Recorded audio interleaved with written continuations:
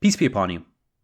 So in Surah 6 verse 38, it says, "All the creatures on earth and all the birds that fly with wings are communities like you. We did not leave anything out of this book. To their Lord all these creatures will be summoned." And God in the Quran references many animals, many creatures, different ones: elephant, zebra, lion, fly, mosquito. The list goes on. And in each one of these, there's something for us to learn from. And I wanted to look at how these animals reflect community and some of the ways that we can benefit as far as understanding what is it that makes a good community versus a bad community. And there's an underlying theme. Two of the animals that God mentions in the Quran that he's entitled entire surahs after fall in the category of a eusocial animal. And these are groups of animals that show a high advanced level of social organization. And that's of the bee in Surah 16 and the ant in Surah 27. In Surah 27, we read about how Solomon could communicate with these ants. In 27:18, it reads, "When they approached the valley of the ants, one ant said, 'O you ants, go into your homes, lest you get crushed by Solomon and his soldiers without perceiving.'" Now, the thought of an ant communicating and a human being able to understand their communication must sound absurd, but what's fascinating is science is showing us that ants do communicate. They communicate via pheromones.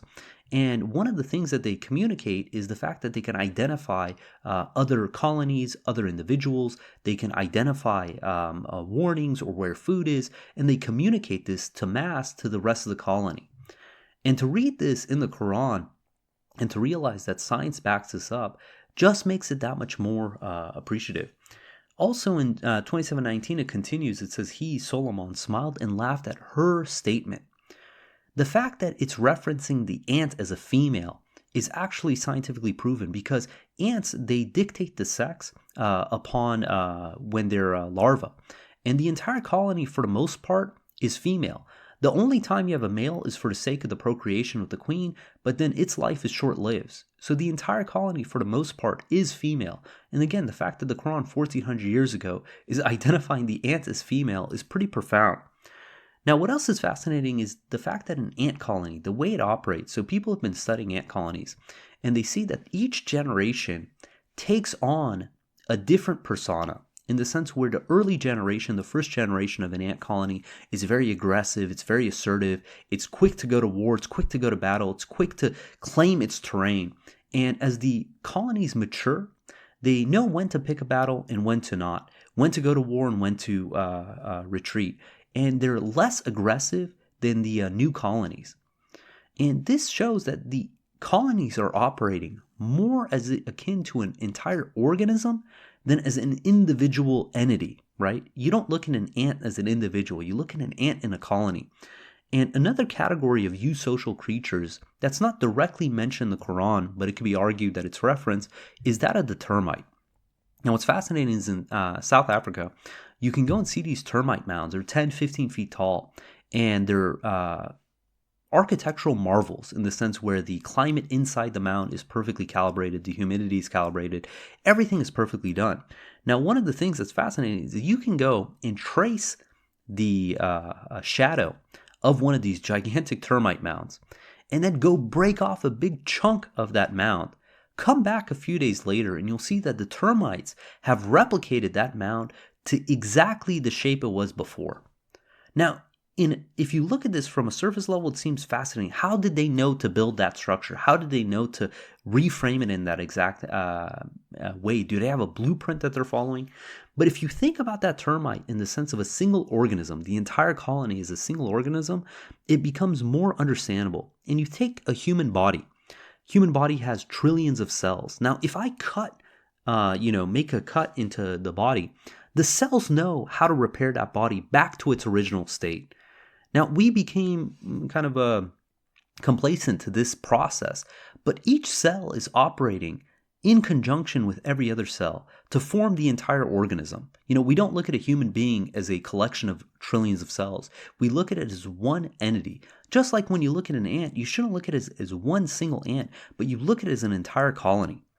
And there's something to be learned here. The word that's used in 27:19 says, when Solomon responds, says, "My Lord, direct me to be appreciative of the blessings you have bestowed upon me and my parents, and to do the righteous works that please you. Admit me by your mercy into the company of your righteous servants. Now, in English, it's clever, but the word servants has the word ants in it.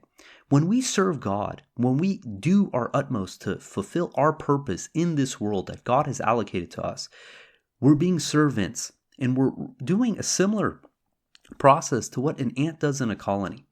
You see, these eusocial creatures, what makes them so fascinating is that they're doing what's best for the society. They're doing what's best for their peers. And they're not doing it out of force. The queen isn't dictating terms to them and telling them, you do this and you do that and you forage and you guard and, such and such. They're each independently doing it. They're doing what's best allocated for them based on their skill set, based on their age, whatever, and they're doing it to their utmost. They're not being lazy. They're being productive. What's even fascinating is they realize, like, ants have a way of self-regulating traffic jams, because some of their openings to their homes are narrow, and if all of them try to exit or go gather or forage at once, it's going to create bottlenecks, and it's actually going to be less productive. So instinctively, they know how many people should go out and forage, and the best foragers are the ones who go and hunt, and the rest of them will stay behind. Again, not out of laziness, because they realize this is what's best for the colony. Another group of animals that's mentioned in the Quran that Surah 16 is entitled over is the bee. And the bees, again, they operate as if they're a single organism. They communicate with one another. When one of them identifies, like, say, where there's lush orchards, they will dance and wiggle with more aggressively, in the sense of communicating to the rest of the bees that this is the direction they need to go. This is where they're going to find the best food supplies, similar to how the ants, they leave pheromones. Now, one of the predators to the bees is the wasp. A wasp can, for the most part, the wasp larvae are carnivorous, and they use the bees and their larvae actually for food for their young. So one wasp can take on about 30 bees, and you can watch these videos on YouTube where a wasp, it's like an action movie. They're infiltrating the beehive, and they're just knocking the bees down one by one. But the bee's defense mechanism is super clever. One, they try to sting it, but typically that's ineffective. A more effective approach is they wait for the wasp to sit and rest for a moment.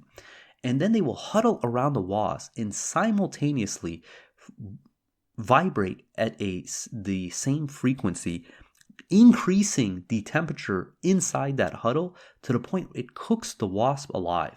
Now, obviously, bees give their life in this process, but they realize, for the sake of the colony, for the sake of the next generation, this is the process that needs to take place. What blows me away by all this is the fact that these animals, they operate by choice.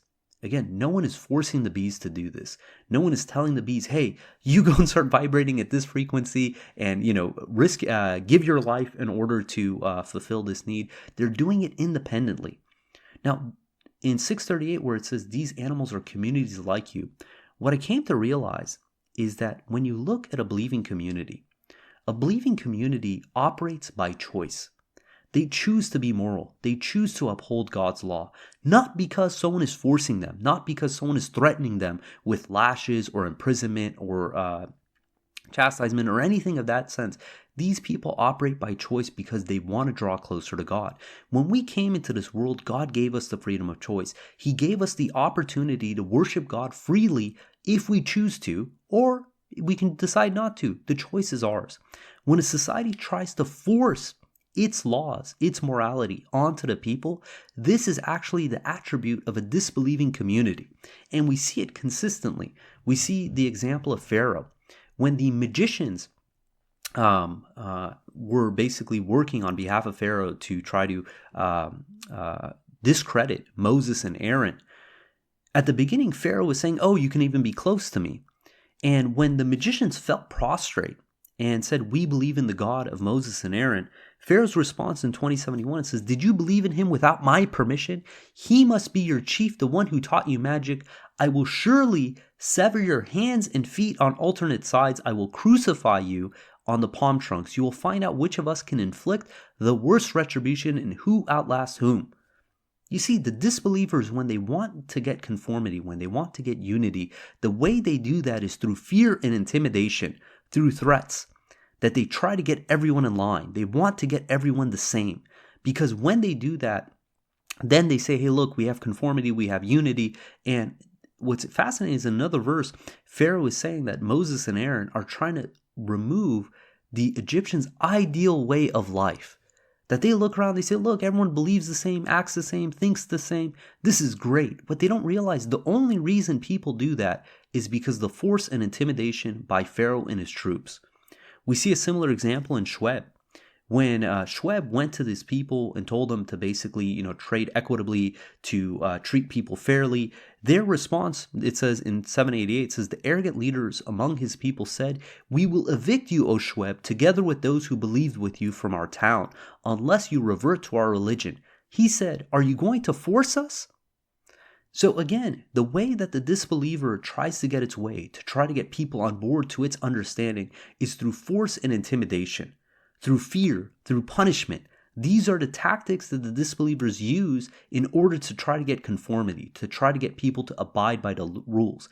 And this is in stark contradiction to what you see in these eusocial organisms, the termite, the ant, the bee. These are communities that form because they all believe in the general purpose. They're all in it together. They do what's best for one another. And again, it's not by force, it's by choice. A lot of time right now, you're seeing in the political debate, people pushing towards socialism. And the irony with socialism is that when it's forced, it's actually a totalitarianism. It's people forcing you to be moral, forcing you to be righteous, forcing you to be charitable. When it's forced, it's no longer charity, right? It's theft. We see another example in Cain and Abel. In Cain and Abel, in 527, it says, recite for them the true history of Adam's two sons. They made an offering that was accepted from one of them, but not from the other. He said, I will surely kill you. He said, God accepts only from the righteous. If you extend your hand to kill me, I am not extending my hand to kill you, for I reverence God, Lord of the universe. I want you, not me, to bear my sin and your sin. Then you end up with the dwellers of hell. Such is the requital for the transgressors. His ego provoked him into killing his brother. He killed him and ended up with the losers. God then sent a raven to scratch the soil to teach him how to bury his brother's corpse. He said, woe to me, I failed to be as intelligent as this raven and bury my brother's corpse. He became ridden with remorse. So again, you see that the believer, in this case, it's not mentioned by name, but in the Bible, it's Abel. He provides an offering to God that's accepted. And Cain gets upset about this, and he threatens him and eventually kills him. But you see, Abel's not going down that path. He's not going to force him into his understanding. He's not going to threaten him back because he realizes this is a tactic of a disbeliever. And the examples go on and on. Another one's with Abraham and his father. In 1945 says, oh, my father, I fear lest you incur retribution from the most gracious, then become an ally of the devil. He said, have you forsaken my gods, O Abraham? Unless you stop, I will stone you and leave me alone. He said, peace be upon you. I implore my Lord to forgive you. He has been most kind to me. You're seeing again, the believers are using logic, reason, love, compassion to try to sway people over to their side. But the disbeliever only knows one thing. It's fear, intimidation, punishment, force. These are the tactics it uses to try to get conformity, to try to shut out dissent, people who contradict what it is that they believe. And you see this time and time again. Today is no different. The quote-unquote Islamic states are the most fear-mongering entities that are out there. They're trying to get people to become righteous through force. And what's funny is their form of righteousness is complete contradiction to what's in the Quran.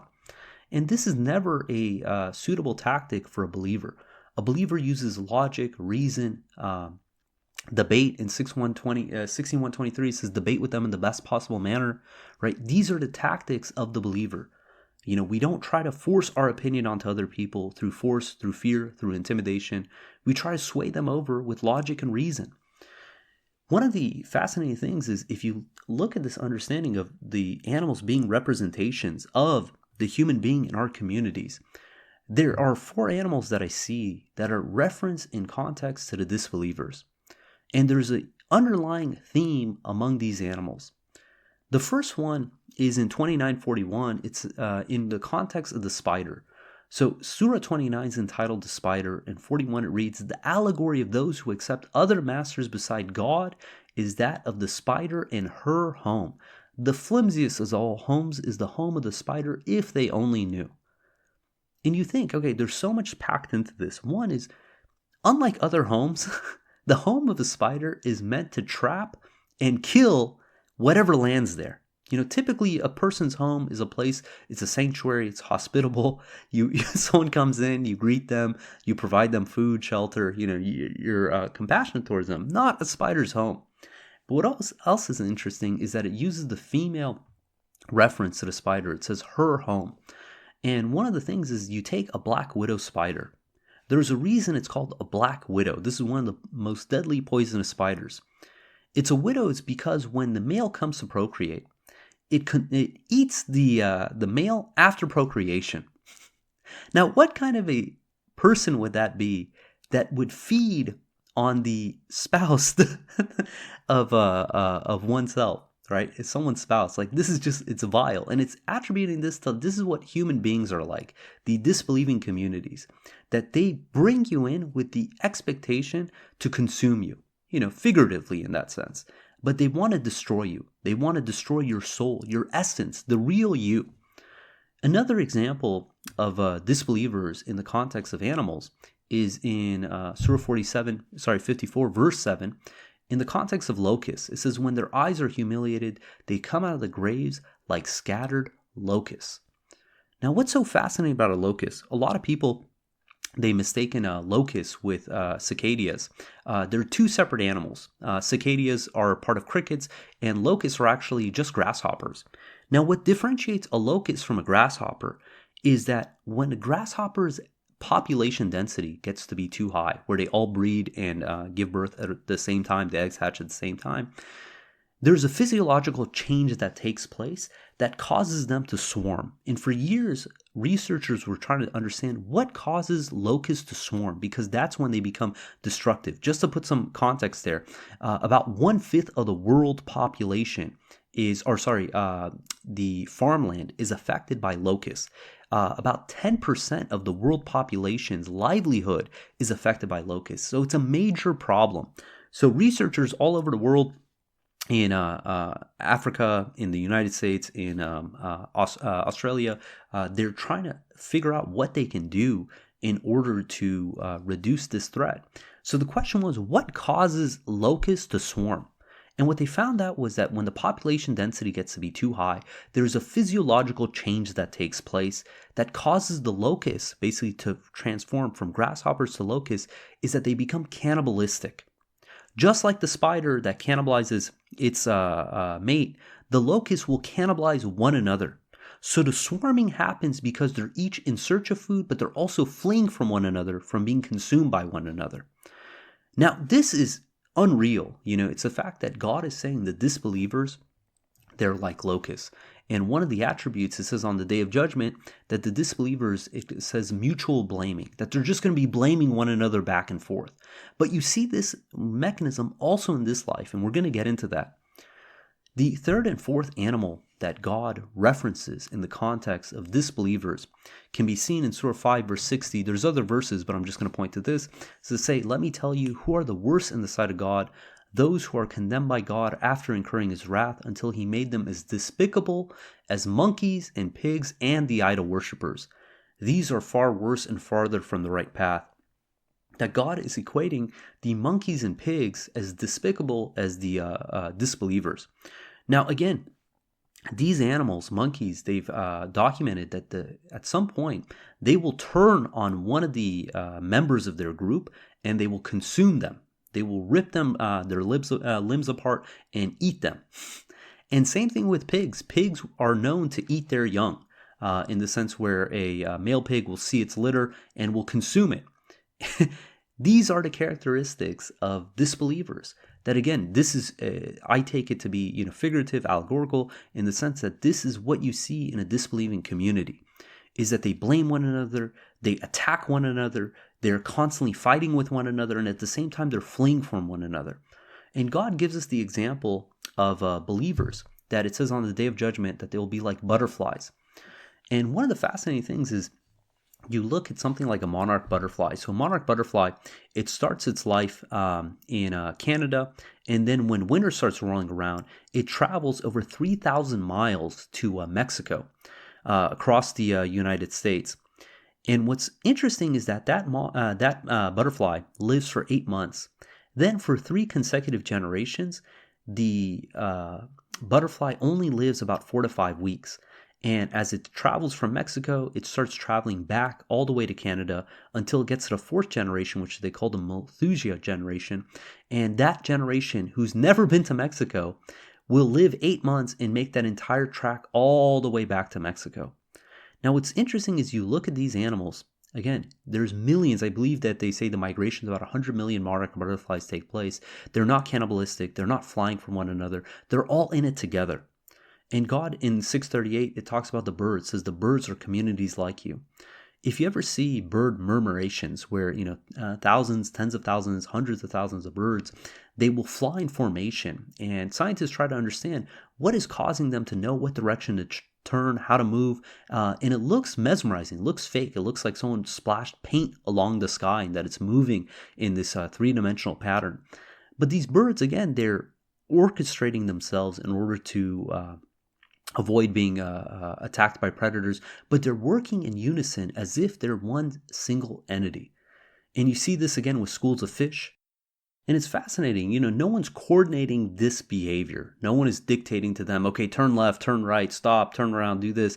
And they're all working in unison because they have a common goal. They don't want to be eaten. And because of that common goal, it's as if they're all working together. And this is what a believing community is like.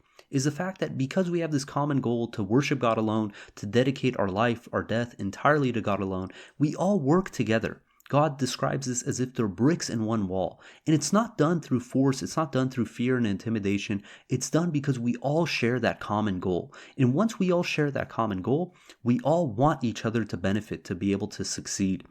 And it makes me think when birds, they migrate, they fly in this V formation.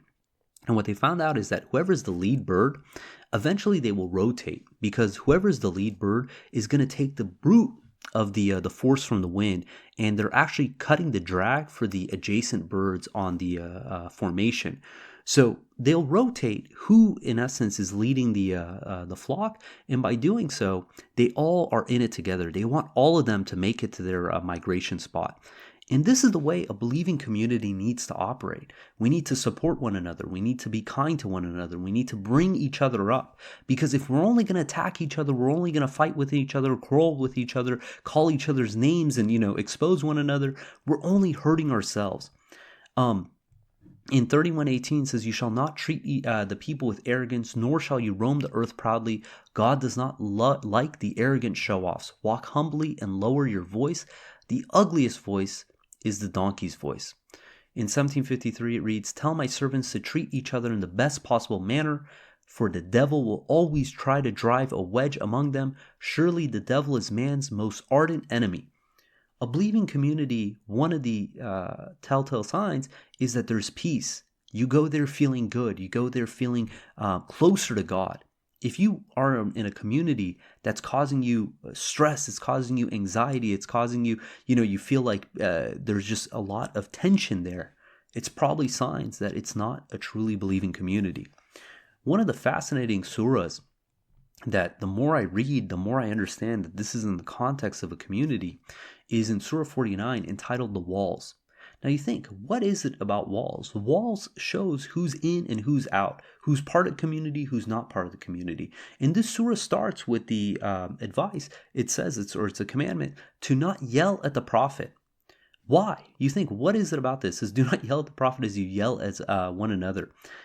It's because, imagine this, the prophet, the messenger, this is supposed to be the individual chosen by God to disseminate God's information to mankind.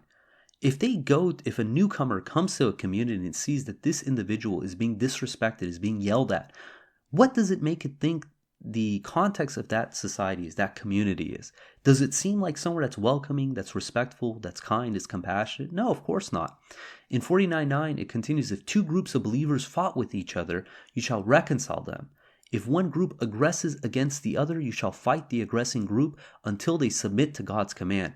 Once they submit, you shall reconcile the two groups equitably. You shall maintain justice. God loves those who are just." Now, in any community, you're going to have quarreling, you're going to have bickering, fighting, this and that. But the aspect is we have to treat each other nicely. We have to reconcile with one another. And if one is aggressing, then we use an equitable response in order to get them to stop aggressing. Because God tells us aggression is permitted only against the aggressors, and that oppression is worse than murder. In 49:10 says, the believers are members of one family. You shall keep the peace within your family and reverence God that you may attain mercy. And it continues in 11, 12, and 13. These are very powerful verses. It says, O you who believe, no people shall ridicule other people, for they may be better than they. Nor shall any women ridicule other women, for they may be better than they. Nor shall you mock one another or make fun of your names. Evil indeed is the reversion to wickedness after attaining faith. Anyone who does not repent after this, these are the transgressors. Again, imagine yourself going into a community where you see people are mocking and ridiculing one another. What impression does that leave you? What does it make you think of that community? Does that seem like somewhere that's hospitable, that's peaceful, that's kind, that's compassionate, somewhere that's going to draw you closer to God or further away? And it continues in 49:12, says, O you who believe, you shall avoid any suspicion, for even a little bit of suspicion is sinful. Now, what I find fascinating is that sometimes someone is communicating and it's easy to not give them the benefit of the doubt. They say, oh, nice shoes. And you're like, oh, what do they mean by nice shoes? Are they mocking my shoes? Are they making fun of them? God is saying, don't be suspicious in these circumstances. Give people the benefit of the doubt. If someone isn't actively trying to mock you, ridicule you, that they might have said something in an off-putting way, maybe they're just awkward people. Maybe they're just not well-spoken. Maybe it just came out wrong. Because when we're suspicious, we're only hurting ourselves. We're adding to that tension, that animosity. And in a believing community, we need to have peace. And it continues, it says, you shall not spy on one another, nor shall you backbite one another. And this is a very powerful description of what it's like. It says, this is as abominable as eating the flesh of your dead brother. You shall certainly abhor this. You shall observe God. God is a Redeemer, most merciful. What I take away from this is that these disbelieving communities, that they're so quick to attack one another, to slander one another, and to backbite one another. And God in the Quran, they references these communities as if they're cannibalistic. The locust, the spider, the pig, the monkey. These are animals that, given the opportunity, they will eat their own. And God is saying, when we're suspicious, when we backbite, we're no different. To think that we're willing to throw someone under the bus, we're willing to attack them when they're not around, or even to their face. What does that say about us? What does that say about our community? In 49:13 says, O people, we created you from the same male and female and rendered you distinct peoples and tribes that you may recognize one another. The best among you in the sight of God is the most righteous. God is omniscient, cognizant. Our motivation as a community and as an individual is to maintain righteousness. We want to be around other people who are going to help us maintain righteousness. If the community we belong with, that we identify, that we do Quran studies with, we go to Joma with, if these are people who are causing us to backbite, to mock, to ridicule, we have to assess our situation. We have to ask, is this the community of the believers or the disbelievers? Because those tactics, mocking, ridiculing, suspicion, these are the things the disbelievers do. And we don't want to have any part with that. Now, in 1980, there was two researchers. They were studying a baboon troop in Kenya. And one day, the baboon troop, they found a dump that a local resort was using to throw away all their excess food. And so the baboon troop, they took refuge next to that dump. And they were structured in such a way that you would expect. They had a hierarchy in the sense where there was alpha male, there was his comrades, and then there was the matriarchs and the women, and there was a bunch of these adolescent males who were kind of on the fringes. They belonged to the group, but they weren't really allowed to participate. They weren't groomed. They weren't able to eat from the same food as everyone else. And this was a very typical hierarchy. Well, one day, the garbage truck came and deposited a bunch of meat. And naturally, because this was a prize possession, all the alphas ate from the meat. And it ended up that the meat was contaminated with tuberculosis. And the alphas died off. And the two researchers who were studying the troop, they thought that their research was over. They were very upset, and they left and went and found another troop. A couple years went by, and they ended up back at the landfill, and they saw that the troop was still there and was thriving. And what they found out was that the culture of the troop has completely changed once the alphas, these aggressive individuals, were taken out. What they saw was that the grooming among the baboons was a lot more. People weren't aggressive. There wasn't as much of a hierarchy, and everyone was able to participate. Now, what's fascinating is during those years, many new adolescent males came and joined the group. And you would think that they would try to enforce their hierarchy, but what they found out was once a more aggressive, assertive male came into the troop, that if they started behaving in that way, they were shunned. People wouldn't groom them. People wouldn't share, communicate with them. And they quickly learned that this was not tolerated within the group. And over a span of 20 years, the culture of this troop persisted, where I think there was only one adolescent male from the original group who stayed there, but the culture persisted. But sadly, humans eventually they killed off the troop, and the troop was disbanded. But for 20 years, it sufficed. Now, what is there to learn from this is that when you're in a community and you have these individuals who are A-types, alpha types, who want to be assertive, they're aggressive, they want people to conform to their understanding, to abide by their rules. What you end up having is a very hierarchical organization and a very aggressive organization. Now, once you're in a community where people are all equal, people's opinion is all accepted, you see that it's fundamentally different. I used to belong to a group, a submitter group, and they were very hierarchical. People, it was like shunned what you could say or couldn't say, and people always looked for certain individuals for comment and understanding. And it was a place that was just full of tension, and it wasn't very friendly.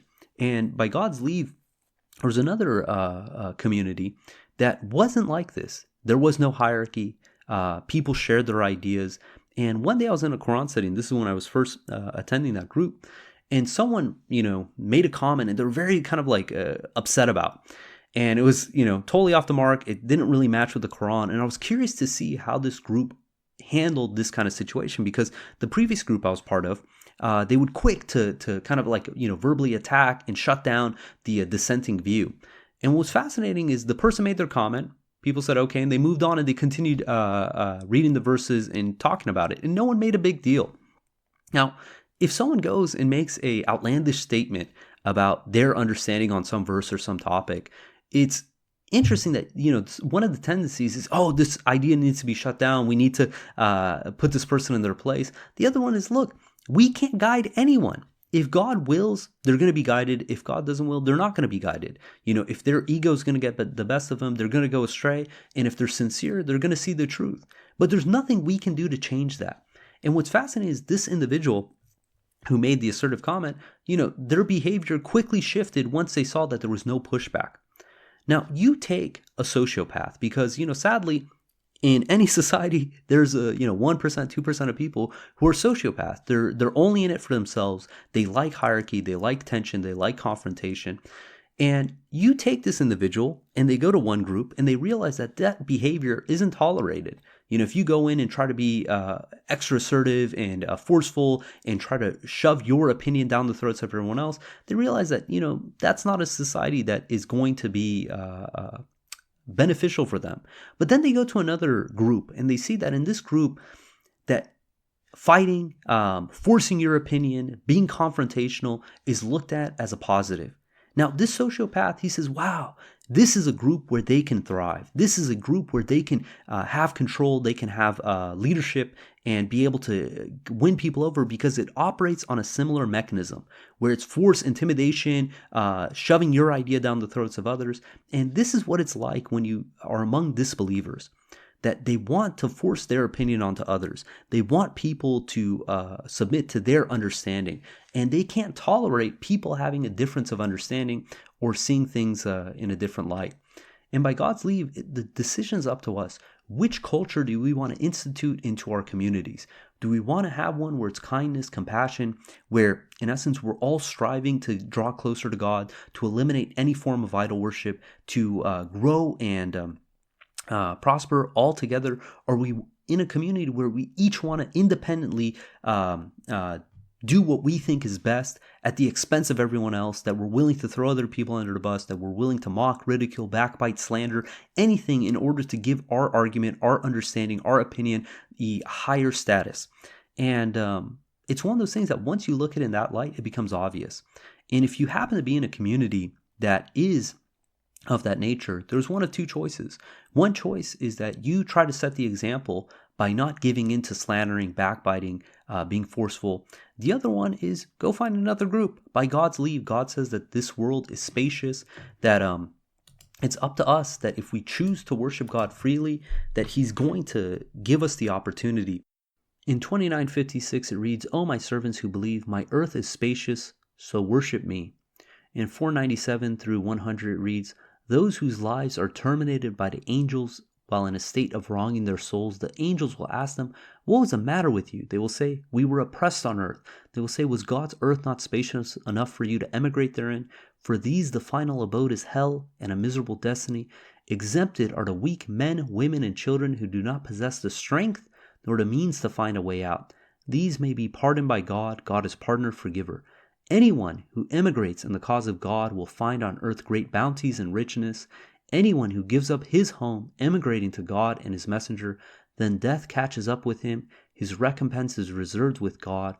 God is forgiver, most merciful." God willing, we're going to end there. If you guys got comments or questions, please hit us up at QuranTalk@gmail.com. And until next time, peace and God bless.